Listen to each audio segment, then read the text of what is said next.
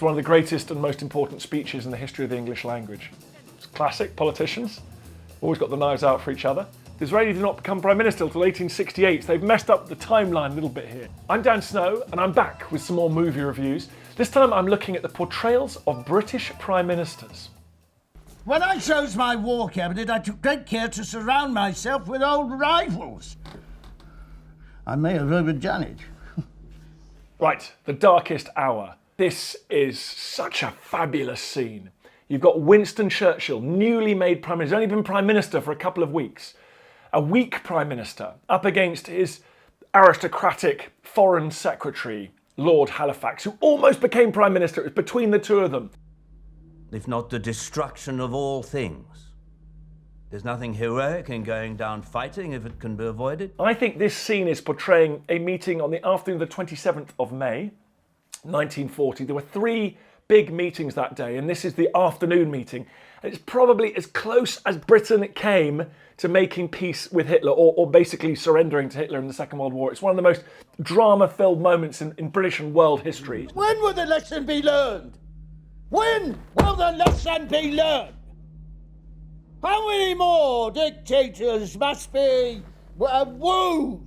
One thing that isn't true is that they seem to be in a bunker. They seem to be in what we now call the Churchill War Rooms, which was a bomb-proof shelter dug below Downing Street. Churchill loved it down there. He said, "This is the room from which I will run the war." But actually in May 1940, they were usually having these meetings up in Downing Street because bombing of Britain hadn't started then, large scale. Was Gallipoli not enough for you? How dare you! Our troops were chewing barbed wire in Flanders, and I saw it! Churchill talks here about chewing barbed wire on the Western Front. Now, I love that because that's a direct quote from Churchill during the First World War when he said, we need to find a way to break out of this stalemate of the trenches, and he hoped that going to Gallipoli and knocking the Turks out of the war might be that way. He did actually threaten to resign if he wasn't being listened to, so this is quite accurate. Churchill took him out to the garden of Downing Street and had to talk him down. To the question of invasion, I would observe that there has never been a period in all these long centuries of which we boast when an absolute guarantee against invasion could have been given to our people. This is such a powerful scene. We see Churchill, Gary Oldman, looking like Winston Churchill, sounding like Winston Churchill, making one of his most famous speeches. "We shall fight them on the beaches." That if all do their duty, if nothing is neglected, and the best arrangements are made as they are being made, we shall prove ourselves once more able to defend our island home.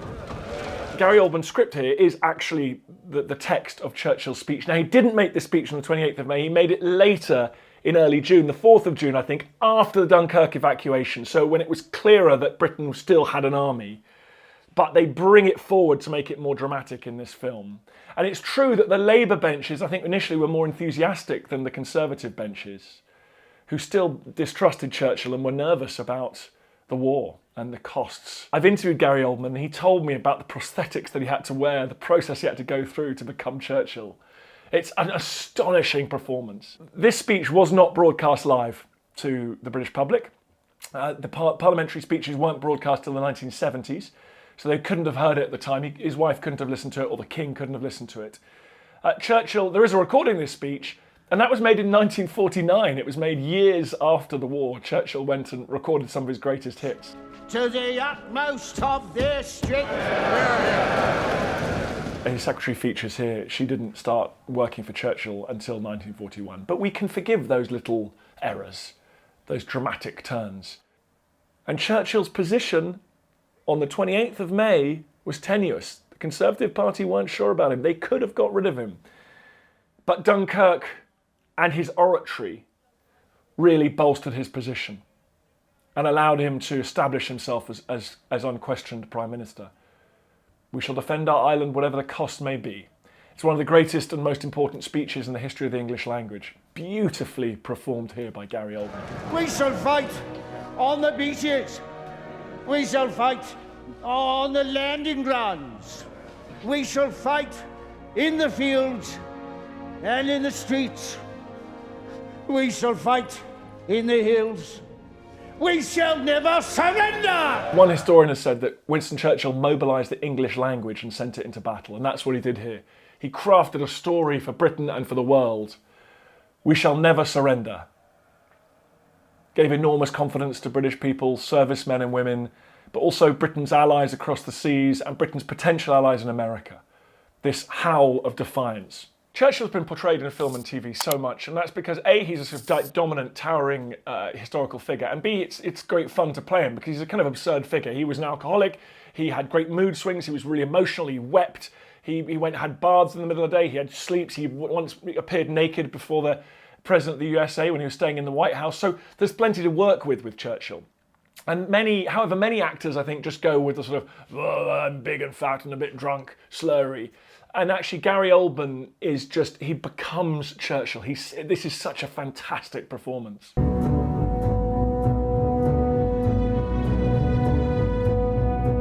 Sink it.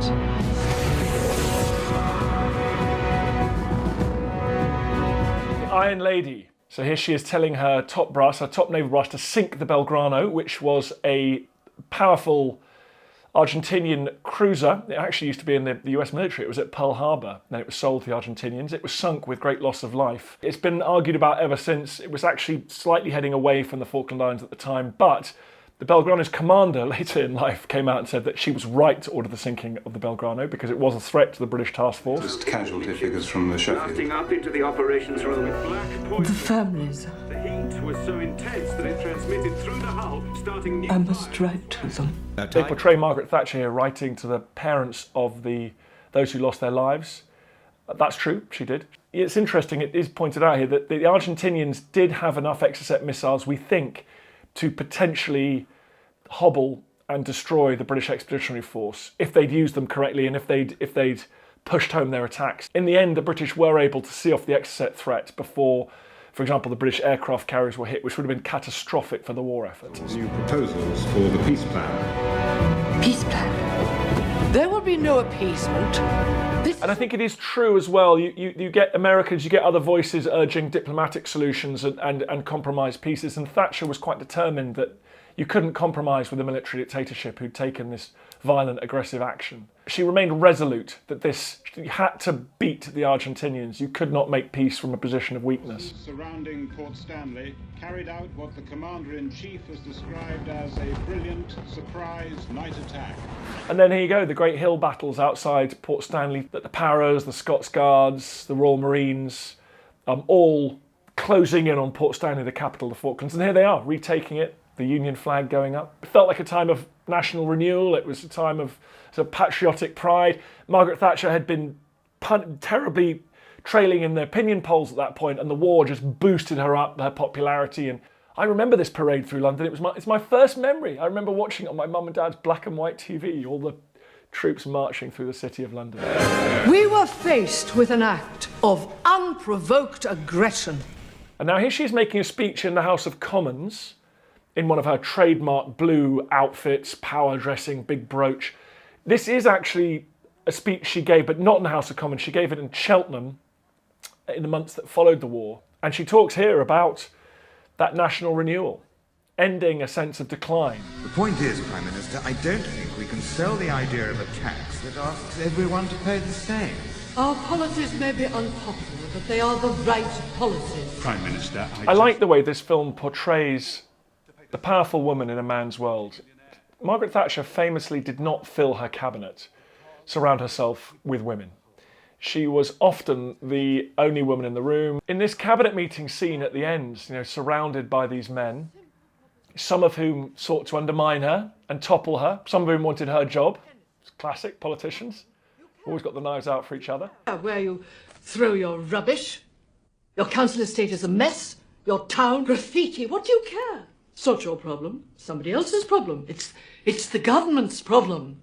Cowardice. Again, you see the way she's perfectly presented, brooch, powerful outfit, sitting at a table of men, trying to dominate it as she always had done. But her power was waning by this point. This is the terminal days and months of Margaret Thatcher's long tenure as Prime Minister. She was blunt, She could be a brutal bully. She can reduce grown men to tears. I think what they're trying to do, they're trying to gain us some sympathy with Thatcher here by saying that she's beginning to lose it. She's beginning to decline mentally. And that's why she's being horrible to colleagues. But actually, she was always incredibly tough. Even in the 1970s, there's reports, someone called Ari Neve, who was a close ally of hers, said he was never treated so badly by anyone. And here. You say so. I do say so. It's nearly first draft. Oh, this is ridiculous. There are 2 T's in committee. 2 T's. This is shameful. Shameful. Margaret Thatcher is known as the Iron Lady, and actually that began as a bit of Soviet propaganda. They said, oh, look at this Iron Lady. She loved it, and she embraced the term and started using it about herself. And then the trouble is she started to believe her own publicity. She got high on her own supply. She thought she was an Iron Lady, some sort of superhuman. But eventually the rules of politics, the rules of gravity caught up with her, as they do with all politicians. And she lost the support of these men sitting around the table, many of whom ended up rebelling against her. She lost the support of the country with her inflexible policies around taxation, the poll tax, for example. And she lost the support of her own backbenchers. I think the portrayal of the Falklands here is pretty accurate in its impact on British public life. And Margaret Thatcher does deserve a lot of credit for Britain's response to the Falklands War. She, from the first moment, was insistent that there could be no accommodation with a military dictator who sought to conquer territory by force. It's a brilliant performance by Meryl Streep, but it's a take on Thatcher. I'm not sure it's a super accurate one. When we reach the audience room, I will knock. We will not wait to be called, we shall go straight inside. Standing by the door, we bow from the neck. I will introduce you. The Queen will extend her hand. You go to her, bow again, then shake her hand. This is a very powerful scene because it shows this young, charismatic Prime Minister and his wife entering extremely formal setting of a royal palace. This is something like 17 years, a generation from which Labour has been excluded from government. So a party of the workers, a party of the left, finally back in the corridors of power, the ancient institution of the British monarchy. And there's a cultural difference between the courtiers, the military men, and this North London power couple. Have we shown you how to start a nuclear war yet? No. Oh, first thing we do, apparently. Then we take away your passport and spend the rest of the time sending you around the world. You obviously know my job better than I do. Yes, well, you are my 10th Prime Minister, Mr. Blair. My first, of course, was Winston Churchill. And Tony Blair himself has said that the Queen, almost her opening remarks to him, were that her first Prime Minister was Winston Churchill, and that was before he was born, and that put Tony Blair in his place. This is the extraordinary tension at the heart of the British Constitution. The Prime Minister, elected by the people, is somehow a supplicant in this royal palace. Who's working for who here? And I think this does reflect this tension, this ambiguity that's never really been defined through British history. Yes, I believe we have some business to attend to. Of course. Your Majesty, my party has won the election, and so I come now to ask your permission to form a government. No, Mr. Blair. Mr. Blair, I asked the question. I love this bit because you see this very ancient and strange tradition where the person that's won this big general election has the democratic mandate to rule Britain, has to kneel down before the sovereign, and she invites him to form a government. It's all part of our archaic choreography in Britain. And so you see some awkwardness here because the ceremony is called kissing hands. Traditionally, you kiss the hand of the sovereign, and that was the moment at which you became Prime Minister. Tony Blair doesn't really not do it, and he seems to give it a big old kiss, and he does say in his autobiography that he didn't understand you're only supposed to sort of brush her hand with your lips, and he gives it a kiss, and that's why the Queen's like, oh, that was a bit too much. Yes, ma'am. Just the letter of condolence to the widow of the ambassador to Brazil. Good, thank you. Tea. Mr. General, the Prime Minister wishes to speak to Her Majesty.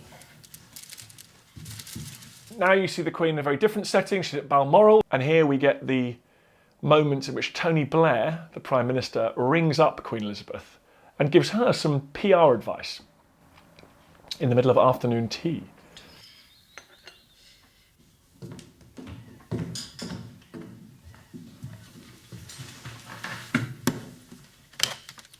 Prime Minister. And this scene is very important because it shows that early in Tony Blair's career as Prime Minister, he has to deal with the fallout of the death of Princess Diana, the former wife of Prince Charles, the heir to the throne. She was widely beloved, and when she died tragically in a car crash, there was a huge outpouring of public grief. The Queen was seen as distant and remote. She was physically distant. She was in Balmoral in Scotland. She was not sort of ostentatiously wearing black and tearing her hair out. She was not in London where the crowds had gathered to lay flowers. And there was a danger the monarchy itself was growing increasingly unpopular. There was blood in the water. The press had it in for her. And you see Tony Blair here, he's at work, he's got his tie loosened, he's in a modern form, he's in a modern office setting, and you've got the Queen surrounded by this grandeur in Balmoral, remote, isolated. And here you see Tony Blair, the modern politician, giving the Queen advice, helping the monarchy to survive in a very different world from that of her ancestors or from her childhood. I believe the moment for statements has passed.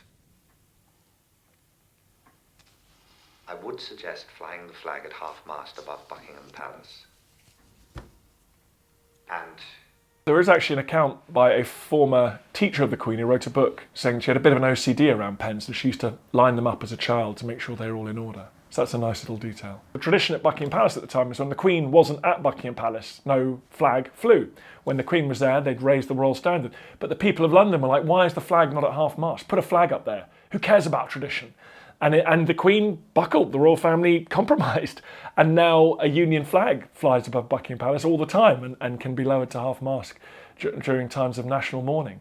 So popular pressure was really being felt in the corridors of power.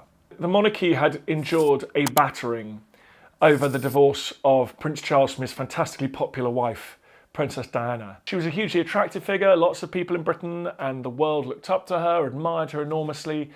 And her divorce and subsequent death was very threatening, I think, to the monarchy and to its future. The Queen was wrestling with this.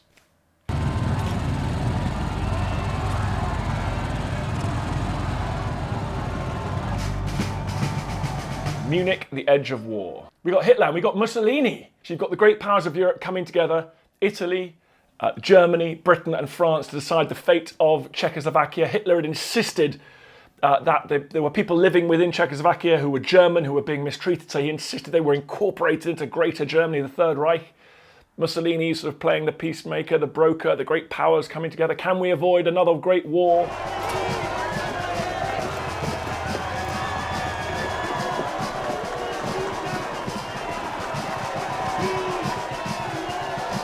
Jeremy Irons, brilliant as Neville Chamberlain. Well, as a version of Neville Chamberlain, a brilliant performance. Chamberlain goes again and again to try and make a deal with Hitler.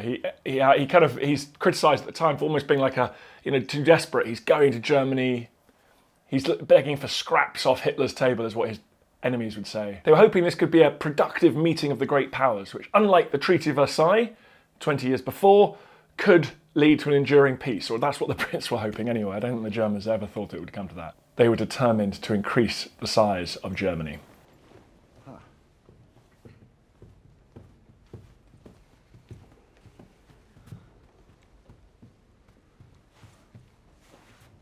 Germans doing the Hitler salute, the Nazi salute, one arm raised. Brits looking a bit uncomfortable.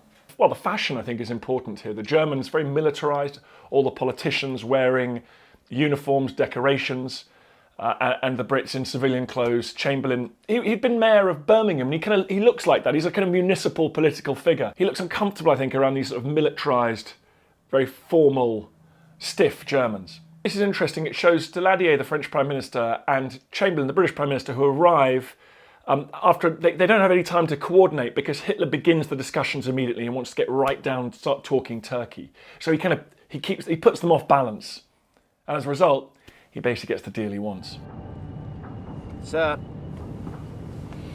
we'll be on the ground in half an hour. Oh my God, I fell asleep. Ooh. Apparently there's quite a crowd. The King has asked you to go direct to Buckingham Palace so their Majesties can thank you in person. This is inside the famous aeroplane, which we all know from those pictures of Chamberlain arriving back from Munich. He's having a bit of a chat with Sir Horace Wilson, I reckon, the senior, one of the most senior civil servants of the British government, who did in fact go to Munich with Chamberlain in September 38. Given by Hitler with the utmost caution. An agreement over the Sudetenland is one thing, but this other document... Yes, I know. Horace, look, if there's one thing I've learned from my dealings with Mr. Hitler, it's that you can't play poker with a gangster without any cards up your sleeve. But what if he breaks his word? Then you're going to be made to look like a fool. Yes, well, if he breaks his word, the world will see him for who he truly is. Jeremy Irons gives us a really good performance here, which makes you sympathise with Chamberlain. And some historians have said that Chamberlain had no cards to play in 1938. He made a good decision.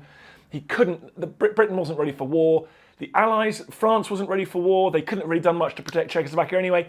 Canada, Australia weren't actually that keen to go to war in 38. And by giving Britain and its empire another year, Chamberlain allowed Britain to rearm, allowed the empire to get used to the idea that they would be going to war with Germany again. Now, I think quite a lot of modern historians don't actually buy that theory, the useful extra year theory. Germany was weak in 1938 too. And in fact, there was a plot among German certain politicians and senior soldiers to actually get rid of Hitler if he'd precipitated a war. So Chamberlain unwittingly kept Hitler in power by giving in to him.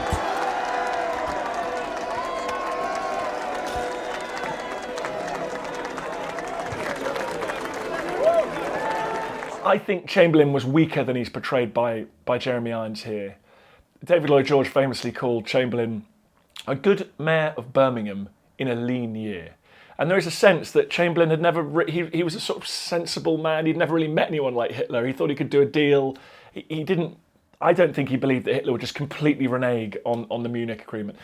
While Chamberlain's going home waving it, saying peace in our time, Hitler told one of his senior advisors, don't ignore this piece of paper, it's not worth the paper it's written on. So Hitler completely pulled the wool over Chamberlain's eyes. Just before he died, Chamberlain said, "I don't care what history says. I receive letters every day telling me that if I'd gone to war in 1938, we'd have lost and it would have been the end of the British Empire. I bought a year, I bought time to rearm." Chamberlain went to his grave, certain that he'd done the right thing. I'm not sure we think so today. The reason we're still fascinated by Munich is it does seem to be one of those moments where the history of humanity was at a turning point. Chamberlain didn't want war, and he couldn't believe that there were people in Germany on the other side who did want it. He assumed that rational people must be able to compromise. Then Chamberlain went home, he waved his piece of paper, the crowds were ecstatic, crowds in front of Downing Street. He went to the palace the night he landed, and with the king took him out on the balcony of Buckingham Palace, and the crowds were cheering. It was seen as one of the great moments in recent British history. But we now know it was all for nothing. Married yet, Mr. Pitt? What? No, sir. Got your eye on anybody, then? Eh? No, sir. I love this scene. King George was a very hard-working king. He did pride himself on knowing the names of military officers that he appointed, members of church and state. And he here tries to remember the family network that bound George and England together. Pitt the Younger is known as, famously young in the 1780s. He took over in the early 1780s as Prime Minister. He was only 24 years old. It's a time of change. It's a time when power did not reside entirely with Parliament and Prime Minister or with the King. It was a time of compromise. And you see these men, even though Pitt is portrayed as a servant of the King, he is presenting the King with documents to sign. The King is signing them, but Pitt is making these decisions. Reform. Too many ideas. Not like you, Mr. Pitt, you don't have ideas. Well, you have one very big idea, balancing the books. And I think it's unfair. I think George III would have thought so little of Pitt. Oh, Mr. Pitt, you're just kind of useful pair of hands who balances the books. I mean, without ideas. Pitt did have ideas. Pitt was a reforming Prime Minister. He's probably one of the most important Prime Ministers that Britain's ever had. So I think this underplays the importance of Pitt in the great scheme of British history and also his intellectual and political status. The globe here is actually wrong. It shows the United States of America as much bigger than it was at the time. In the late 1780s, the USA had not yet conducted the Louisiana Purchase, so it didn't own all that land west of the Mississippi. And it had not yet conquered Florida either. The Vicar of Lichfield. Sir? The Vicar of Lichfield. It was his niece that married the second son of the organist at Norwich Cathedral. Good night, Mr. Pitt. Good night, Your Majesty. You see the court protocol here. It's you're not allowed to turn your back on the king, so Pitt walks backwards. He's very much, the sense is he's the king's servant, even though, in fact, as Prime Minister, he's probably the most powerful political figure in the kingdom. Honourable members would, I am sure, like to know that I saw His Majesty yesterday, and the only symptoms of his disorder were This bit of the film is such a powerful and sad portrayal of a very ill man, and the confusion and difficulties that illness caused. We don't think George III did have porphyria, in fact, anymore. We think he was had manic, what we might call now manic depression or bipolar. So some of the symptoms in this film are not accurate. Mr. Pitt's consoling pleasantries should not deceive the House. The King is incapacitated. This next scene shows the House of Parliament where there was a huge battle, something called the Regency Crisis.